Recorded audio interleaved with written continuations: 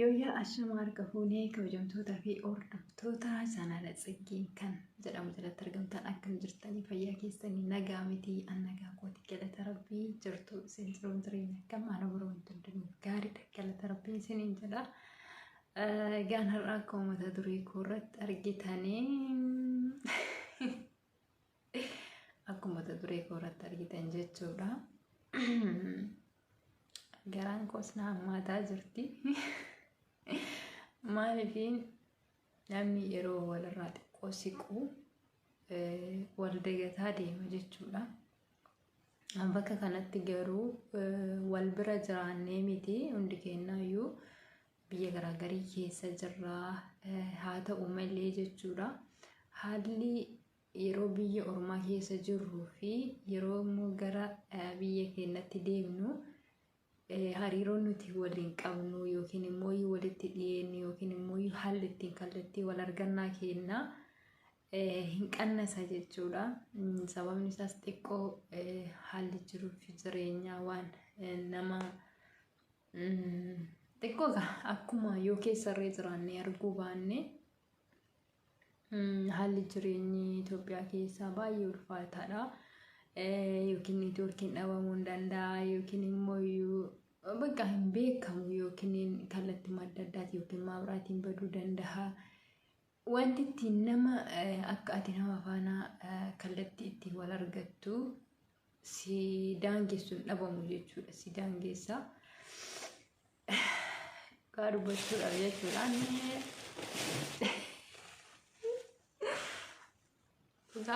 jechuun bakka maaliifin dirqama natti ta'eetuma garuus immoo namni biyya ormaatti hafus hin jiru. Hundinuu guyyaa sa'aatiitti inuma gara biyya abbaa isaatti gala. Kanaaf iyyuu jechuudha namoo dirqama natti ta'e dirqama wantiin gara biyya deemuuftu jira waan ta'eef na dirqamsiise jechuudha. Kanaaf iyyuu jechuudha hundi keessaniyyuu akka carraa ta'e namoonni haala kallattii adda addaatiin isin gaddisiisee jiraadhee dubbii koo irratti yookiin immoo kallattii adda addaatiin hin beekamu namni maalirratti akka nama gaddisiisu hin beekamu jechuudha. Kanaaf hundi keessanuu akka dhiifamanaaf gootan hin barbaada.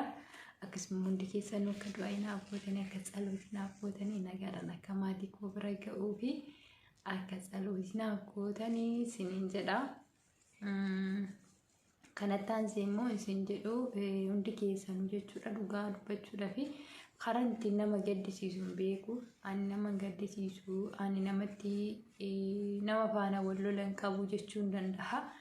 Yookiin nama gaddisiisee hin beeku jechuu hin danda'a. Hin beekamu jechuudha. Kallattiin itti nama gaddisiisu haasaa korroon nama gaddisiisuu danda'a. Wanta tokko daangaa tokko namarratti dubbii tokko irratti namarratti dubbadhee nama gaddisiisuu hin danda'a. Itti namni dhugaa dubbachuudhaaf nama gaddisiise jechuun deemuu kan koo isin jidduudha. Maaliin godhare dirqamadha. Waan dirqamanitti ta'ee jira.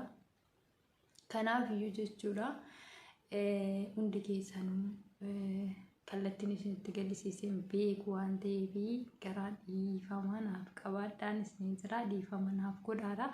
Warri viidiyoo kana dhaggeeffattan cufti keessanuu dhiifama naaf godhaa isin jedha. Waan isinitti balleessee yoo jiraate kallattii adda addaatiin garee adda addaa keessatti wantoota baay'ee keessatti hin beekamu jechuudha. Namni dubbiin isaa ani gaariidha jedhee dubbachuu danda'a. Ani gaariidha jedhee hojjechuu danda'a. Ani ni bareeda jedhee waan tokko dubbachuu waan tokko tolchuu danda'a.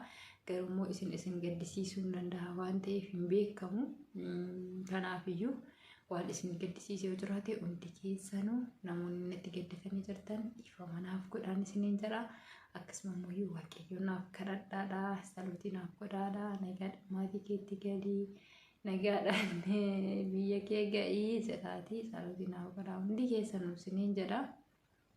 Dhugaa dubbachuudhaaf ani karoora amma gara biyyaa deemuu hin qabuun ture. Garuu dirqama natti ta'e jechuudha gara biyyaa deemuuni. Maaliif namni immoo osoo dhuma jechuun bakka maaliin jedha jechuun bakka dirqama manatti ta'e maa gochuu hin dandeenye kanaaf iyyuu jechuudha. Egaa zoroo manuma biyyuma keenyatti galla waan ta'eef yeroo fedhillee yoo ta'e galuun keenyanaafuu garuu immoo karoora malee osoo itti yaadiin kan ta'u kuni xiqqoo namatti ulfaataa garuu immoo haa ta'u hin ta'iniiti waan fedhillee ta'u biyyuma keenyatti kan galu zorree rakkina hin qabu jechuudha. Kanaaf iyyuu jechuudha isin hundi keessanuyyuu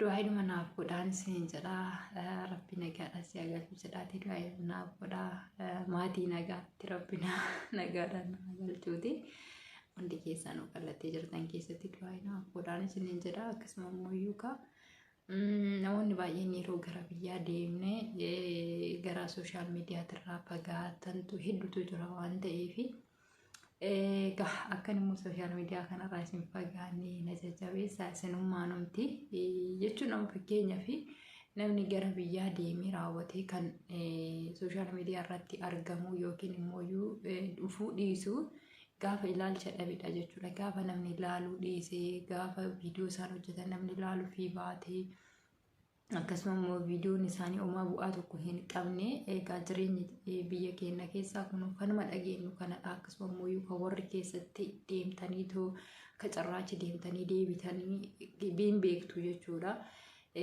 Yoo achitti jireenya sanaanii daataa guuttatanii yookiin immoo waayifaayi galfataniis ta'ee kallattii adda addaatiin dhaqanii viidiyoo sana hojjetanii viidiyoo sun lakkifamee fi yoo ilaalamuu fi baate kisaaradha jechuudha. Kisaaradha bu'aa hin qabu yoo ilaalamee fi amma tokko bu'aa irraa argatanii itti gammadanii raawwatanii sooshaal miidiyaa kanarratti irree maallaqa isaanii daataa isaaniis guuttatanii wanta isaan barbaachisu guuttatanii gaafa ilaalcha qabaatee fi namni ilaalee fi maallaqa irraa argatanii dhufanii nu jidduutti yookiin immoo dhufanii isin jidduutti argamuu danda'u. Kanaaf iyyuu yoomuu warri nuti xiqqoo amma tokko haala jireenya biyya ormaa kana keessa jirru yoo isaaniif ilaaluu baanne yoomuu hundi keenya yoo walii keenya yoo ilaaluu baanne warri gara biyyaa deeman kun gaajjiruun achi waan ulfaattee jirtuuf viidiyoo sana hojjetanii yoo ilaalamuu fi baate kisaaradha waan ta'eef kanaaf dafanii irratti argamu yookiin immoo chaanaalii isaaniillee gara duubatti deebi'uu dhaqa jechuudha. Kanaaf iyyuu immoo kana hundumaa kan gochuu qabu kan hundumaayyuu kan immoo akka hin taane gochuu qabu warreen xiqqoo haala mijataa qabnu warra biyya ormaa keessa jiru kan jechuudha. Akkasuma immoo ani immoo isaan keessaa tokko ta'uun deemaa jira. Kanaaf iyyuu jechuudha rabbiin naaf kadhadhaa hundi keessanuu kallattii kamiiniyyuu jechuudha. Egaa kanuma chaanaala keenya immoo akka duubatti nu harkaa hin deebine nu jajjabeessaa. Yoo isin nu bira dhaabattan malee yoo isin nuti isiniif jirra jettan malee namni wal gargaaru hin jiru. Amma tokko jiruun biyyaa fi jiruun biyya ormaa haala biraatiin illee yoo gargar ta'e haala niitoorkii kanaan amma tokko maan jennu namoonni muraasni keenya kan maatii fayyadamna waan ta'eef niitoorkiidha. Amma kana nama hin miidhu jechuudha akka warra biyya keessa jiru miti. Kanaaf iyyuu amma qofa osoo hin taane boodafis yeroo gara biyyaa deeman jira waan ta'eef gaafa achi keessi akka dudduuba ani hin deebine na jajjabeessan isin jedha. Adaraa lafa jala kaawwadha. Adaraa lafa jala kaawwadha jechuudha. Kanaaf hundi keessanuu nu bira dhaabadha na jajjabeessaa. Ana qofa osoo hin taane warreen gara biyyaa deeman hunda isaaniitti warra gara biyyaatti galanii biyya keessaa chaanaala fayyadamaa jiranii warreen kaleessa hiriyoota keenya ta'anii akka nu biraa hin hafne akka isin biraa hin hafne jajjabeessuun isin bira jira isiniin jedha.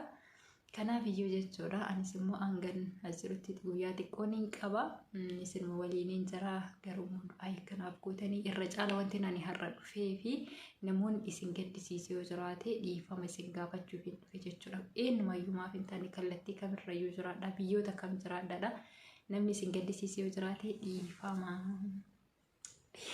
isiniin jira hunda keessaniiyyuu hedduu isin jaaladha hedduu isin kabaja hunda keessaniiyyuu. Dale.